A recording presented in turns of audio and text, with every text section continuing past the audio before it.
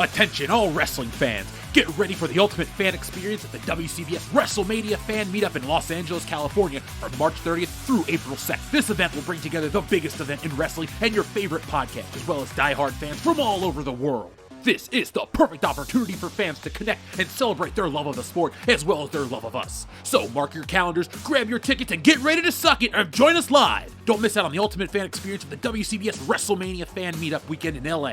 And if you're not a wrestling fan, there will be other YouTube creator events, including a trip to the brand new Super Nintendo World at Universal Studios. So listen to World Class Bullshitters Live for more updates, and for more information, email worldclassbs@mail.com. Thebestmail.com, jabroni.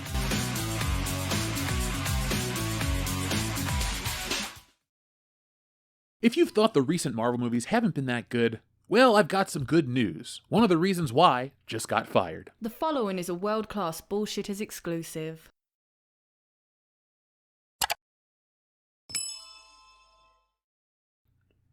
So there's no doubt you've heard the news that Victoria Alonso is gone from Marvel.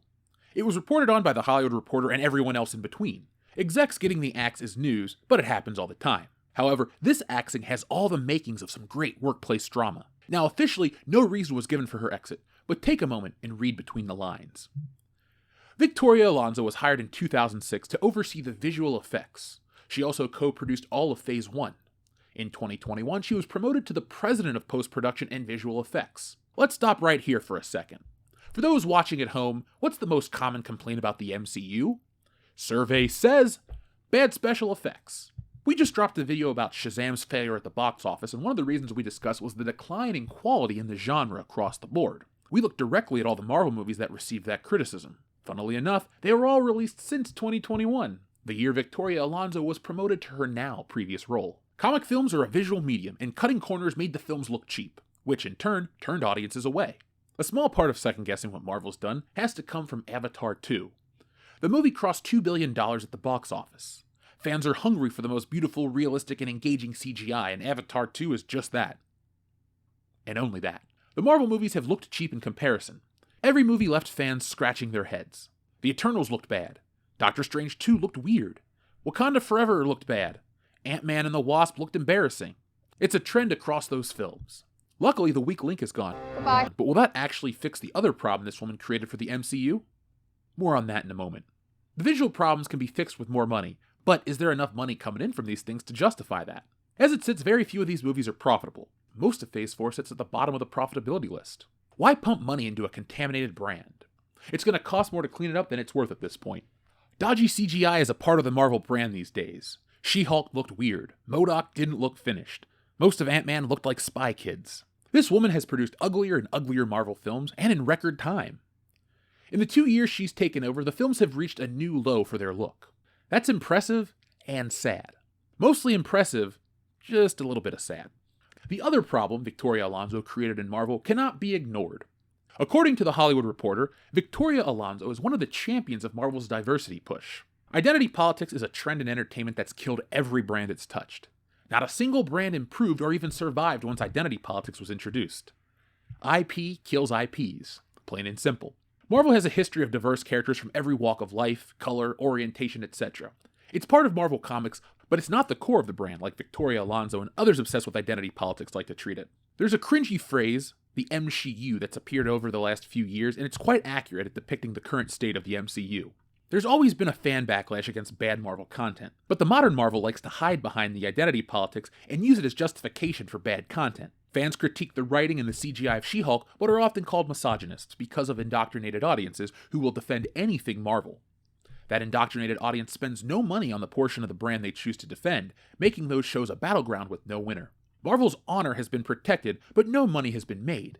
They receive validation from Twitter, but the core audience has moved elsewhere. It goes further than just creating characters that people don't like. To create these new characters that contain the right ideals of the modern world, Marvel feels the need to tear down the old. She-Hulk makes the Hulk look weak, though Mark Ruffalo does a good job of that himself. People don't want to watch the titular hero belittled by the sidekick. DC knows fans want Batman. Marvel would subvert expectations and give you a Robin film with Batman in the background because the new Robin is a Hispanic lesbian and that story needs to be told over the Batman story audiences paid for. This problem doesn't have an official name, but it's part of a self-insert crisis of character. Diversity when done right isn't noticeable. Studios today think it's the entire point of a story. Most of these selfish people want their own identity put in these characters. They only want to tell their story and sacrifice everything else. This is selfish. Sana Amanat is the co-creator of Ms. Marvel. Not the original one or the second one, the modern one. This Ms. Marvel is about the struggles of a Muslim girl, just like Sana Amanat. She used her position of power to force herself onto the new Ms. Marvel. In print, the character failed to entice readers to buy. On Disney+, the show wasn't successful at all. It won a Golden Tomato Award for Best Reviewed Series and got the WCBS Award for shows we'll never watch. These type of accolades are just the participation awards of entertainment. They're given to people who make these bad shows as a gesture of saying, hey, you tried. These types of shows don't make money, and it was Victoria Alonso who brought that to Marvel. As per The Hollywood Reporter, she was the spokeswoman for the diversity push from Marvel. She was outspoken during the situation in Florida with the government bill. At last year's GLAAD Awards, Victoria Alonso had a lot to say about Disney and representation. At the event, while the purpose of the evening was to recognize and honor those who'd achieved success in film, television, and other artistic mediums, the current anti-LGBT climate in several states was never far from anyone's mind.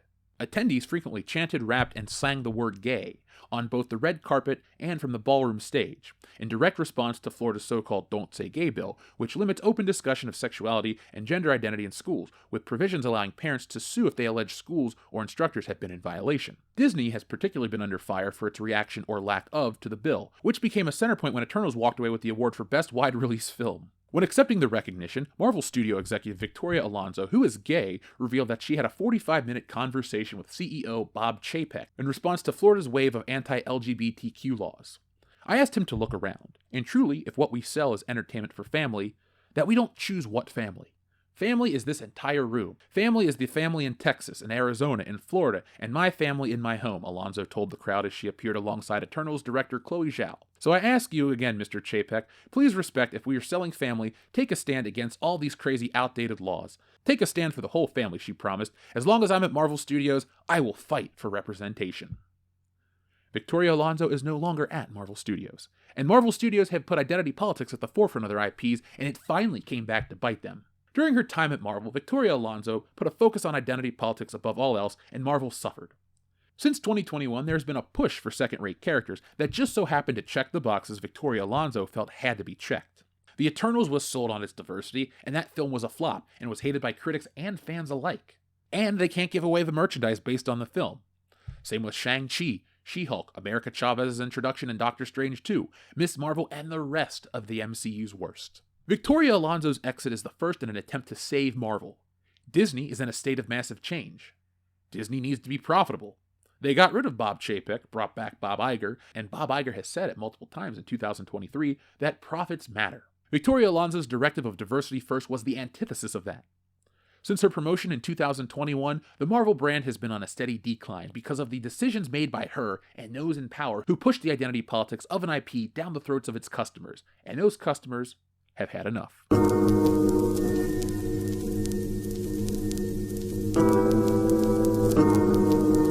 So folks, what do you think of this? 3 questions for today. 1. Will Victoria Alonso's firing save Marvel? 2. What do you think of Marvel's forced diversity? And 3. What do you think is the worst film in the MCU that suffers from this? The opinions of this channel have never been secret, so go back and check out the reviews of each of these films as well as the podcasts surrounding them and the other videos. No matter what, folks, Marvel is in a bad place, and one has to wonder if all of these changes will be enough to save the Marvels, aka Captain Marvel 2, because we've learned what Marvel will do to protect that film. Do they have the money to do it a second time? Time will tell, and we'll find out in the future. But until then, folks, check out our other content, join our membership program, and come hang out with us next week at WrestleMania. All the information is at the beginning of this video, and we have stuff on our Twitter, so check that out for more information. Well, folks, thank you for watching. Be smart, be safe, be cool, but always be excellent to each other. Thanks for watching today's video. Yes, it's over, but don't cry because there's more, a lot more from World Class Bullshitters, and there's only one way to get it. Hit that subscribe button below. When you do that, you'll get notifications and updates from World Class Bullshitters every time we go live. Basically, you won't miss anything. And if there's one thing I hate, it's FOMO. But the thing most people hate more than FOMO is fear of missing out on World Class Bullshitters, because there's just some things you can't undo. So folks, do yourselves a favor and never miss anything from World Class Bullshitters. One last thing before you go, hit the thumbs up button. Not for our egos, no, they're big enough as this, but It does help us fight the algorithm here, and, well, it's man versus machine, and that's the real fight. But if that's not your battle, that's okay. There's one last way you can help WCBS, and that's going over to shopwcbs.com, picking up a t-shirt, a beer glass, a sweatshirt, a poster, all sorts of ways to back WCBS. The difference between us and other YouTube channels is I'm the artist that makes all this stuff, so if you enjoy art, beyond t-shirts, you can even read our comic books. We got it all. We're called the epitome of pop culture for a reason, and no, again, it's not for our egos. So folks, make sure you're involved with every aspect of World Class Bullshitters, not just for us, but do it for yourself. We're making the change in entertainment everybody out there wants to see. And a special thank you goes out to all of our wonderful patrons who make this content possible. Go to patreon.com/worldclassbs to get involved and help out the channel.